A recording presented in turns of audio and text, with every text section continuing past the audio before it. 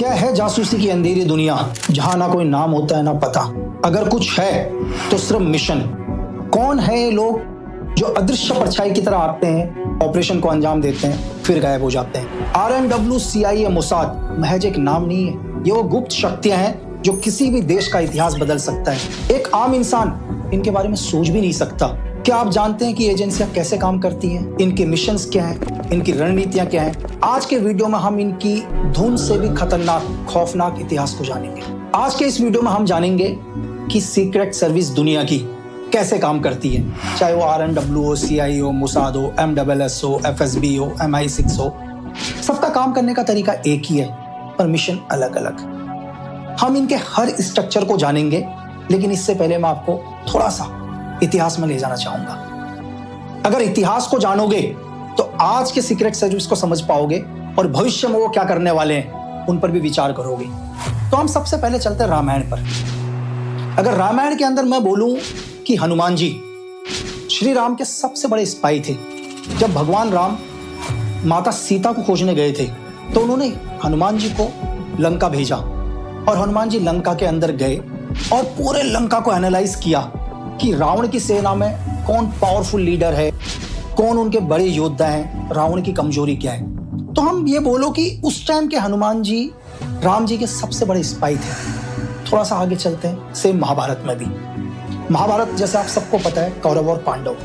जब कौरव और पांडवों के बीच में युद्ध होने वाला था तो कौरवों ने एक चाल चली पांडवों को लक्ष्य ग्रह में मरवाने की। कौरवों के सलाहकार विदुर, जैसे आज के टाइम के NSA चीफ समझ लो आप, डोभाल साहब। तो विदुर के स्पाई उनको बताते हैं कि पांडवों को लक्ष्य ग्रह में मरवाने वाले हैं। और ये बात विदुर किसको बताते हैं? भीष्म पितामह को। सपोज करो आज के टाइम के चीफ ऑफ आर्मी स्टाफ। तो जैसे भीष्म पितामह को ये बात पता चलती है तो भीष्म पितामह भी क्या करते हैं, इनडायरेक्ट तरीके से अपने स्पाई भेजते हैं किसके पास? पांडवों के पास। और पांडवों को बोलते हैं कि तुम्हें लक्ष्य ग्रह में मरवाने वाले हैं कौन? कौरव।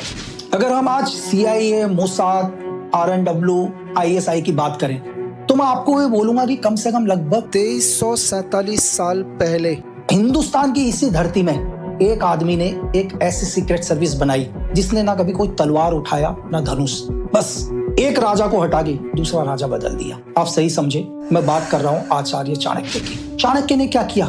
नंद वंश को खत्म करके चंद्रगुप्त मौर्य को क्या कर दिया? साम्राज्य में बैठा दिया। सेम चाणक्य का काम करने का तरीका क्या था?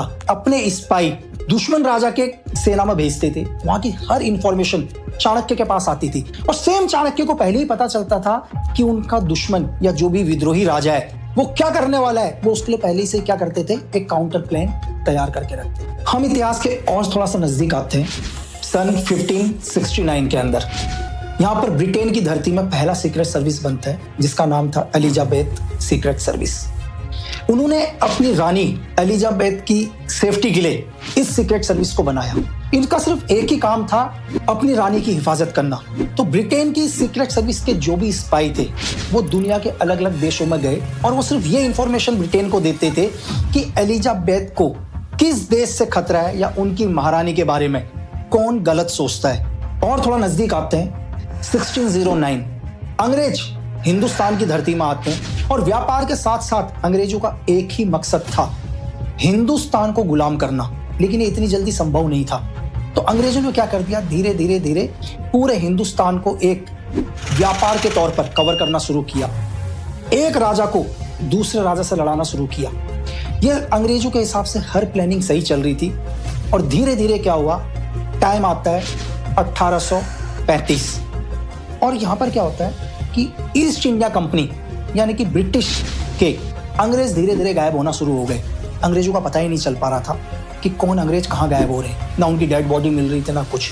तो अंग्रेजों ने एनालाइज किया हमारे सारे अंग्रेज ऑफिसर कहाँ गायब हो रहे हैं। तो अंग्रेजों ने देखा कि MP के अंदर ये लोग गायब होते जा रहे हैं। और धीरे धीरे अंग्रेजों को ये पता चला कि जो MP के जो डकैत हैं और वहां पर रहते हैं, तो अंग्रेजों के लिए बहुत मुश्किल हो गया। अब अंग्रेजों को लगा यार कि नहीं, हमें किसी भी कीमत में इन डकैतों को खत्म करना पड़ेगा।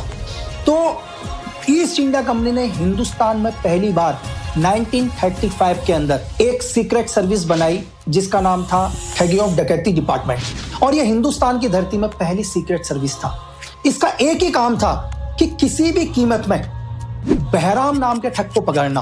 और अंग्रेजों ने क्या किया, अपने हर स्पाई को डकैतों के साथ मिलाना शुरू किया और बहुत जल्दी 1940 के अंदर अंग्रेजों को एक बहुत बड़ी कामयाबी मिल गई। ठग बहराम अंग्रेजों के हाथ लग गया और 1940 के अंदर अंग्रेजों ने क्या किया, ठग बहराम को फांसी की सजा दे दी। अब आपको लग रहा होगा यार कि मैं ठग बहराम को इतना क्यों बता रहा हूं, इसमें ऐसा क्या है? तो मैं आपको बताऊं कि ये अकेला ऐसा व्यक्ति था जिसने 931 हत्याएं करी थी अंग्रेजों की। और आपको शॉकिंग होगा कि 125 हत्याएं इसने सिर्फ एक येलो कलर के रुमाल से करी थी। और आपको पता है कि जब अंग्रेजों ने इसको फांसी में लगाया, उस येलो कलर के रुमाल को आज भी ब्रिटेन के म्यूजियम में रखा हुआ है।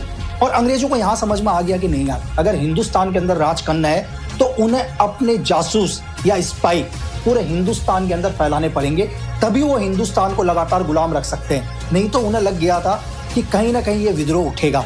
और अंग्रेज बिल्कुल सही थे और 1857 का विद्रोह हुआ, जिसके बारे में अंग्रेजों ने सोचा भी नहीं था। इस विद्रोह में पूरे ब्रिटिश साम्राज्य को कहूं या ईस्ट इंडिया कंपनी को कहूं, हिला के रख दिया। और अंग्रेज नहीं चाहते थे कि ऐसा विद्रोह दोबारा हिंदुस्तान में हो। 28 दिसंबर 1885 को कांग्रेस की स्थापना होती है। तो 2 साल के बाद 23 दिसंबर 1887 को अंग्रेजों ने एक सीक्रेट सर्विस की स्थापना करी, जिसका नाम था CID, the criminal investigation department. इस डिपार्टमेंट का एक ही काम था, हर कांग्रेस की एक्टिविटी पर नजर रखना, हर उस इंफॉर्मेशन को ईस्ट इंडिया कंपनी तक पहुंचाना जिससे अंग्रेजों के साम्राज्य में थोड़ा सा भी खतरा आ सकता है। और ये धीरे धीरे CID के लोग क्या हुए, पूरे हिंदुस्तान में फैलते गए। सिर्फ ये कांग्रेस तक सीमित नहीं थे, जितने भी हमारे क्रांतिकारी लोग थे, चाहे आप बोलो कि चंद्रशेखर आजाद, सुभाष चंद्र बोस, भगत सिंह, ये हर उन क्रांतिकारियों की इंफॉर्मेशन अंग्रेजों को देने लगे।